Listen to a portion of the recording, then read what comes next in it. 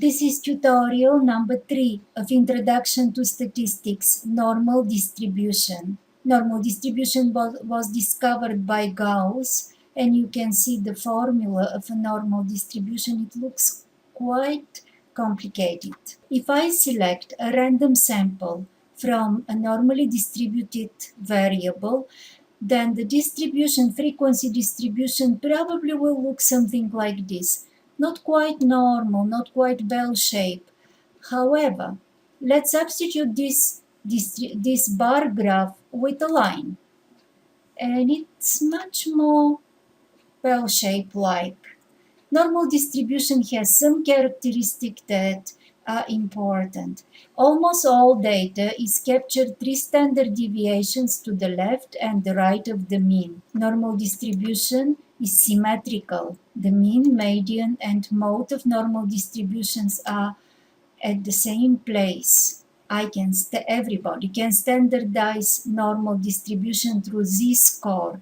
And what is z-score? It is the deviation from the mean for each x value of the variable divided by the standard deviation.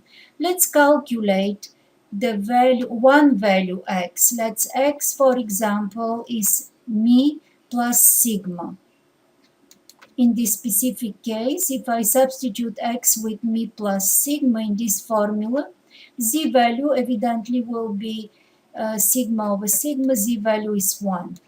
We can calculate for these important values me minus 3 sigma, minus 2, minus 1 sigma, x equal me, the z value always is 0, x equal me plus 1 sigma, as we already know, is 1, and so on and so forth. All the data would be captured negative 3, positive 3.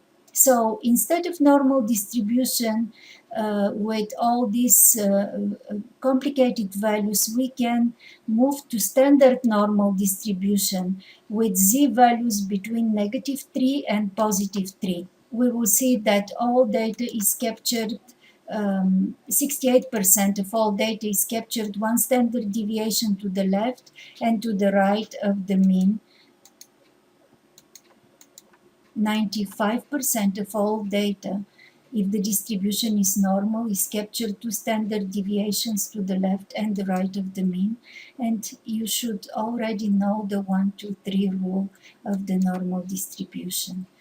This is the formula discovered by Gauss, the formula that looks a little bit complicated, but pay attention, it only depends on the mean of the population, sigma, and x value.